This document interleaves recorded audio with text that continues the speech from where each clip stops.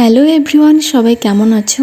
আশা করি সবাই অনেক ভালো আছো। আর আমি খুব একটা ভালো নই, তবে ভালো বললেও চলে, কারণ আমি কথা বলা বাদে সব কিছুই ভালো আছি। কথা বলতে একটু কষ্ট হচ্ছে, আমার গলার একটু সমস্যা।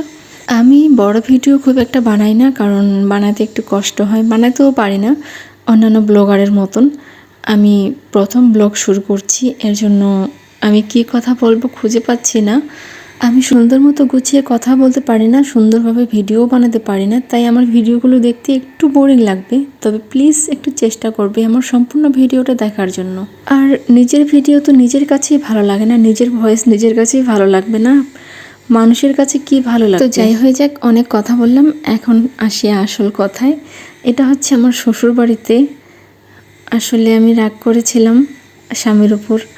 ও আমার রাগ বাড়ানোর জন্য আরও ছোট ছোট মাছ নিয়ে আসছিল।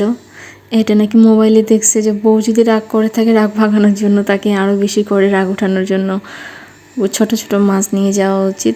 এগুলো আনার পরে আমি অনেক রাগ করছিলাম, খুব বিরক্ত লাগছিল, শরীরটা খুব একটা ভালো ছিল না। তারপর নিয়ে আসছে আরও ছোট ছোট মাছ। এগুলো তো আছে, আরও এপাশে অনেকগুলো ছিল, ওগুলো আমি ভিডিও করতে পারি নাই। আমার বিয়ে হওয়ার পর থেকে শ্বশুরবাড়িতে যা কিছুই করি না কেন, সব কিছু আমি বিরক্তিকর সাথেই করি।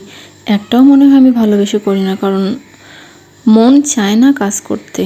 সব কিছুতেই শুধুমাত্র ভুল আর ভুল, এর জন্য ইচ্ছাও করে না কাজ করতে। যতই ভালো করে করি না কেন, আমি চেষ্টা করি সবসময় নিখুঁতভাবে কাজ করার জন্য, যাতে এটাতে কোনো ভুল ত্রুটি বের না হয়। কিন্তু দুঃখের বিষয়, প্রতিটা কাজেই আমার ভুল একটু না একটু বের হয়। এর জন্য ইচ্ছাটাও আর থাকে না কাজ করার। বাবার বাড়িতে একটু কাজ করলে মা অনেক কিছু বলতো, আমার মেয়েটা কত কাজ করে। আর শ্বশুর বাড়িতে সমস্ত কাজ করার পরেও বলে আমি নাকি কিচ্ছু করি না, সারাদিন ঘরের মধ্যে শুয়ে থাকি, বাড়িতে তেমন কোনো কাজ নেই, সারাদিন তো শুয়েই থাকে। এরকম করেই কথা শোনায় আমাকে। শুধু আমাকে না, বাড়ির সব বউদেরই একই অবস্থা। 100 জনের মধ্যে হয়তো বা 95 জনই এরকম শিকার হয়। শ্বশুর শাশুড়িকে ছাড়া যদি আপনি বাইরে কোথাও থাকেন স্বামীর সাথে, তবে আপনার দোষ হবে একটাই, যে আপনি শ্বশুর শাশুড়িকে দেখেন না। কিন্তু বাড়িতে থাকার পরেও যদি আপনি যতই শ্বশুর শাশুড়ির যত্ন করেন না কেন, আপনার নাম কখনোই হবে না। এটা শুধুমাত্র আমার কথা না, আমার মনে হয় এটা সব বউদেরই কথা। যতই কাজ করি, যতই ভালোভাবে থাকার চেষ্টা করি, আমাদের সবসময় শুধু ভুল হয়। বাড়ির বউদেরই শুধু ভুল হয়, শাশুড়ির কেন ভুল হয় না? এই প্রশ্নটা আমার এখনও অজানা।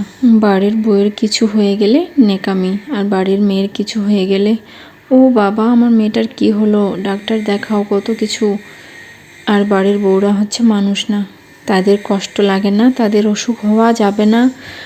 আর আরেকটা কথা হচ্ছে যে, বাপের বাড়িতে মেয়েরা যতই অসুস্থ হোক না কেন, বাবারা কিচ্ছু বলে না, কিন্তু শ্বশুর বাড়িতে অসুস্থ হলে বলে, কি মেয়ে নিয়ে আসছে রে বাবা।